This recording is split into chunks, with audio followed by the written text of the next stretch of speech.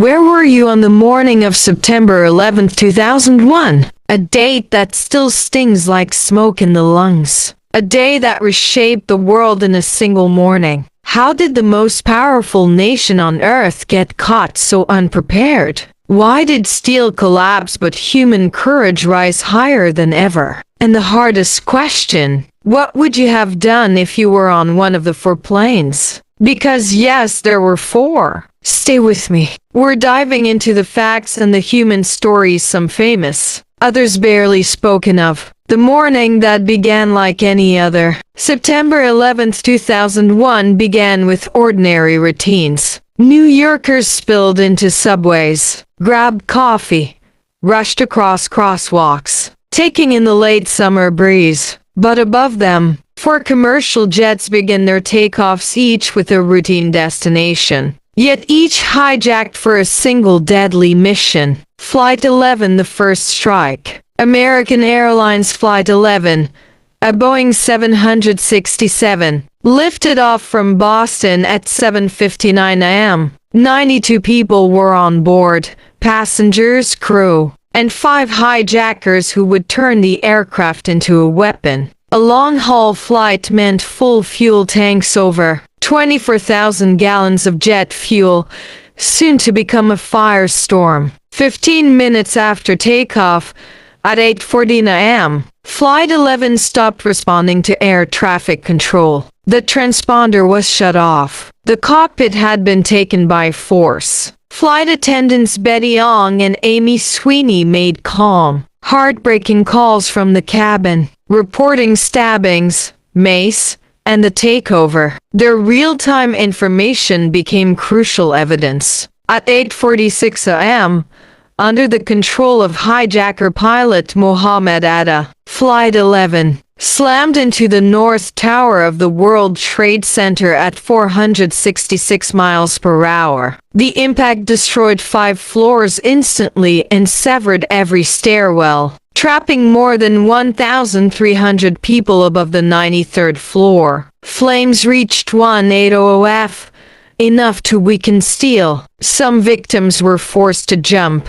14 people survived in what became known as Stairwell B, a narrow shaft that held firm even as the tower crashed around it. At that moment, the world believed it was a tragic accident. No one yet knew that the morning's horror had barely begun. Flight 175, the world watches live. At 9:03 a.m., United Airlines Flight 175 tore into the South Tower live on television. The second strike erased the illusion of an accident.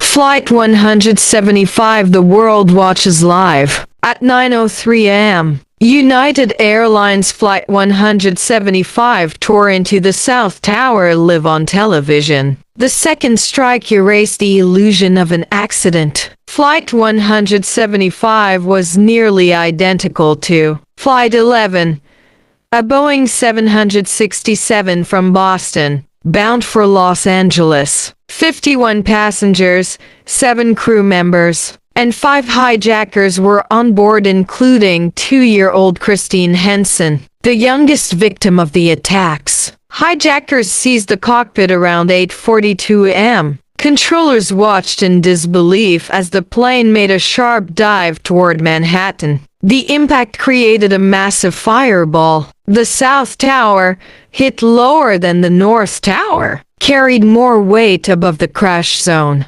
Engineers later confirmed that heat weakened the floor trusses, triggering a rapid structural failure. At 9:59 a.m., just 56 minutes after impact, the South Tower collapsed. In a Florida classroom, President George W. Bush was informed, a second plane hit the second tower. America is under attack. America shuts down. By mid-morning, U.S. airspace was closed for the first time in history. Stock markets halted. Borders tightened. Fighter jets scrambled over major cities. And yet, the very command center built for catastrophic events, Giuliani's $13 million emergency bunker in WTC. Building 7 was evacuated and later destroyed when the 47-story building collapsed at 5:22 p.m. The fall of WTC-7 deepened confusion and fueled decades of conspiracy theories. Even though investigations later concluded fire-induced structural failure, the dust that swallowed a city. When the towers fell,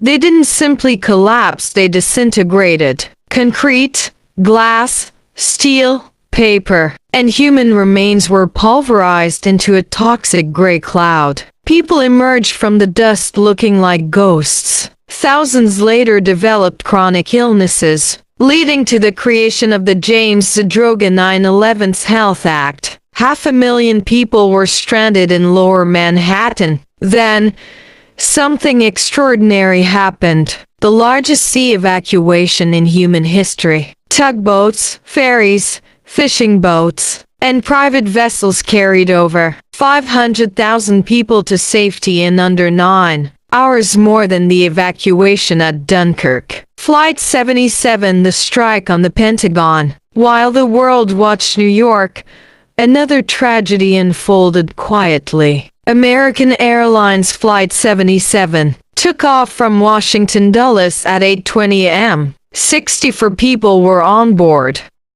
At 8:56 a.m., the transponder went silent. The plane turned back toward Washington. Hijacker pilot Hani Hanjour executed a steep descending turn, leveling out just above the ground before slamming the Boeing 757 into the Pentagon at 530 miles per hour. The crash killed 125 people inside the Pentagon and 59 on the plane. Because it wasn't captured live, its horror was slower to reach the public consciousness. A memorial now marks each life lost with cantilevered benches over water, names facing the building or the sky depending on where they did. Flight 93, the plane that fought back. The final plane, United Airlines Flight 93, was delayed 42 minutes. That delay changed everything. By the time hijackers attacked the cockpit at 9:28 a.m., passengers knew about the other attacks. They called their families, they took a vote, and then they fought back. Recordings from the cockpit capture shouting,